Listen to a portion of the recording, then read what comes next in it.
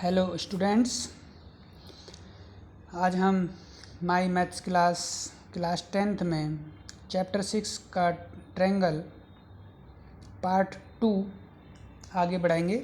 Last class में हमने similar triangles के बारे में बताया था कि कोई भी दो ट्रायंगल सिमिलर कब होते हैं, और उसके आगे हम कंटिन्यू करते हैं। तो ये हमने बता दिया था कि कोई भी दो ट्रायंगल सिमिलर कोई 3 रूल से होते हैं। नंबर 1, अगर तीनों साइड का रेशो इक्वल हो। नंबर 2, तीनों एंगल इक्वल हो। नंबर 3, दो साइड और उन साइड्स के बीच में आने वाला एंगल अगर इक्वल है तो वो सिमिलर ट्रायंगल्स होंगे। ठीक है, तो अब हमें ये याद रखना है कि अगर क्वेश्चन में ये बात दे दी जाए कि दोनों ट्रायंगल सिमिलर हैं, यानी कि ये बात अगर हमें किसी भी क्वेश्चन में मालूम है कि सिमिलर हैं, तो ये हमें याद रखना है कि इसका मतलब उन दोनों ट्रायंगल की तीनों साइड का रेशो जो कि हम लिख रहे हैं इक्वल होगा, यानी कि AB/DE equal BC/EF equal AC/DF, यानी कि तीनों साइड का रेशो इक्वल होगा अगर ट्रायंगल सिमिलर हैं। ये यानी कि हमारे पास है कि ऐसा है, इसका मतलब हम इनको कहीं भी यूज़ कर सकते हैं क्वेश्चन में।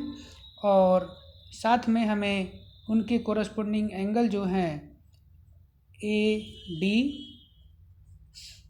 BE और CF ये भी इक्वल होगा। तो याद रखना है कि अगर कोई दो ट्रायंगल सिमिलर हैं, ये बात हमें मालूम हो क्वेश्चन में, तो इसका मतलब ये भी हमें पता होना चाहिए फिर उसके साथ कि दोनों ट्रायंगल की तीनों साइड का रेशो इक्वल है और तीनों के कोरस्पोंडिंग एंगल जो हैं वो आपस में इक्वल हैं। तो ये बात हम याद रखेंगे और इनका कहीं भी हम क्वेश्चन में यूज़ कर सकते हैं। तो इसको हम आगे बढ़ाते हैं। इसी टॉपिक पर हमें मान लो एक क्वेश्चन दिया जाए, ABCD एक ट्रेपीजियम है और ट्रेपीजियम में अपोज साइड पैरेलल होती है, वो हमें दिया हुआ है और हमें प्रूफ करना है ये OA/OC इक्वल BO/OD। तो हमें क्या करना है कि ये देखना है कि ये जो चारों साइड का रेशियो है वो किन ट्रायंगल्स में आ रहा है और वो आसानी से सिमिलर हो सके। तो हमने देखा कि ये जो चारों साइड है इन दो ट्रायंगल में आ रही हैं, AOOC BOOD। तो हम क्या करेंगे, इन दोनों ट्रायंगल को AOB और COD ट्रायंगल को सिमिलर करेंगे।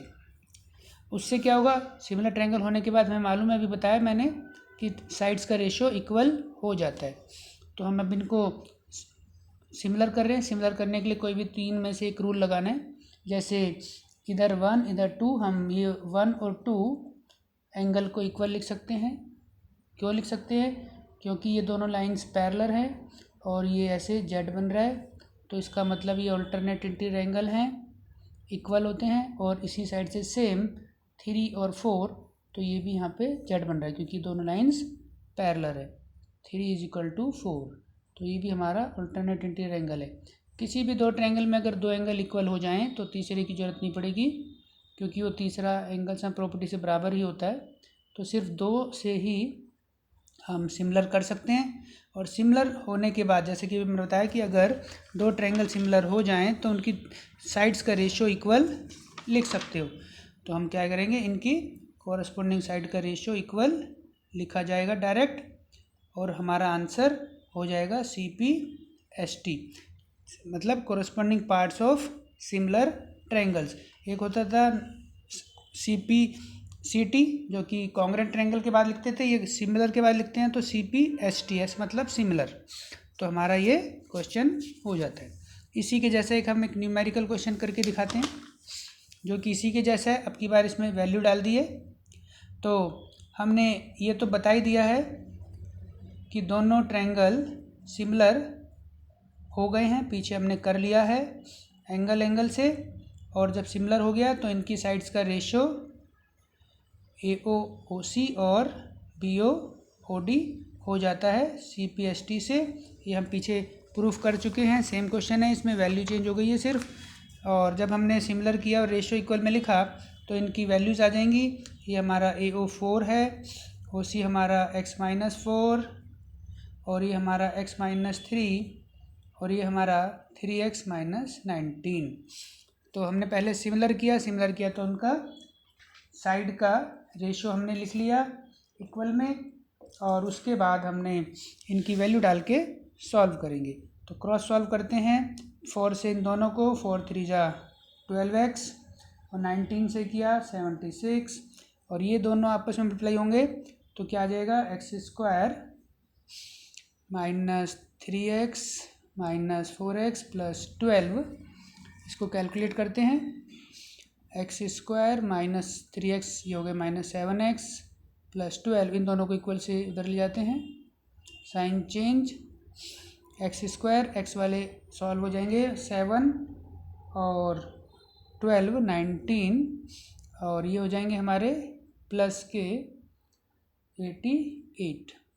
तो यहाँ पर एक हमारी क्वाड्रेटिक इक्वेशन आ गई है सॉल्व करते हुए, और वो हम क्वाड्रेटिक फॉर्मूले से या मिडिल टर्म स्प्लिट से कर लेते हैं। तो मिडिल टर्म स्प्लिट से हम कर लेते हैं, 11 8 जा 11 और 8 19 आ रहा है, 88 होते हैं, common x minus 11 minus 8 common in दोनों में, x माइनस 8, तो यह आ जाता है हमारा x माइनस 11 और x माइनस 8। तो दोनों वैल्यू माइनस किए तो दोनों प्लस की आ जाएगी हमारी, और x का आंसर आ जाएगा। तो इस टाइप का क्वेश्चन हमारा क्या हुआ, x की वैल्यू वाला सिमिलैरिटी रूल पर। और अब हम आगे एक रूल और बताते हैं जो कि 6 चैप्टर में है इम्पोर्टेंट, इसको हम बताएंगे कि इसमें क्या लिखा हुआ है।